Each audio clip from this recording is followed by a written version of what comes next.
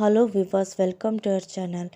ನೀವು ವೀಡಿಯೋಸನ್ನು ವೈ.ಟಿ ವಿಡಿಯೋಗೆ ಹಾಕ್ತಾ ಇದ್ದರೆ ನೀವು ಏನೇನೆಲ್ಲ ಗಮನ ಕೊಡಬೇಕು ಅಂತಂದರೆ, ನಿಮ್ಮ ವಿಡಿಯೋ ಅಪ್ಲೋಡ್ ಮಾಡೋಕ್ಕಿಂತ ಮುಂಚೆ ನೀವು ನಿಮ್ಮ ವಿಡಿಯೋನ ಅನ್ಲಿಸ್ಟಲ್ಲಿ ಹಾಕಿಟ್ಟು ಅದರಲ್ಲಿ ನೀವು ಫಸ್ಟು ನೋಡಬೇಕಾಗಿರುವಂಥದ್ದು ನಿಮ್ಮ ಟೈಟಲಲ್ಲಿ ನೀವು ಆದಷ್ಟು ನಿಮ್ಮ ಕೀವರ್ಡ್ಸನ್ನು ಯೂಸ್ ಮಾಡಬೇಕಾಗತ್ತೆ. ಕೀವರ್ಡ್ಸ್ ಎಲ್ಲಿ ಸಿಗುತ್ತೆ ಅನ್ನೋದನ್ನು ನಾನು ಆಲ್ರೆಡಿ ನಿಮಗೆ ಹೇಳಿದ್ದೀನಿ.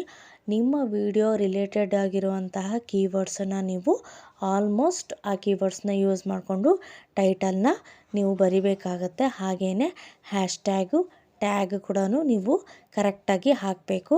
ಅಲ್ಗಾರಿದಮ್ ಕ್ಯಾಲ್ಕುಲೇಷನ್ ಪ್ರಕಾರ ನೀವು ಟೈಟಲ್ಲು, ಕೀವರ್ಡ್ಸು, ಟ್ಯಾಗು ಹಾಕಿದರೆ ನಿಮ್ಮ ವಿಡಿಯೋ ಕರೆಕ್ಟಾಗಿ ವೈರಲ್ ಆಗುತ್ತೆ.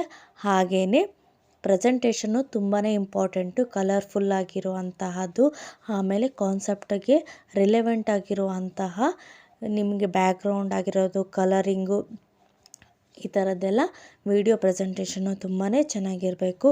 ಕೊನೆಯದಾಗಿ ಅಪ್ಲೋಡಿಂಗ್ ಮೆಥಡ್ ಕೂಡ ಕರೆಕ್ಟಾಗಿರಬೇಕು.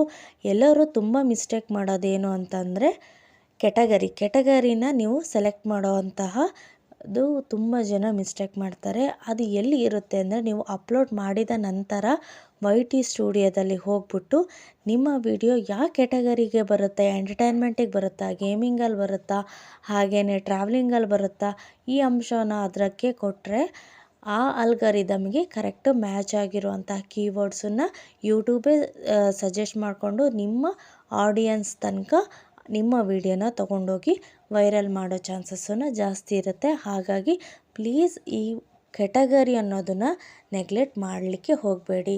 ಈ ಇನ್ಫಾರ್ಮೇಷನ್ ನಿಮಗೆಲ್ಲ ಇಷ್ಟ ಆಗಿದೆ ಅಂತ ಅಂದ್ಕೊತೀನಿ. Thanks for watching.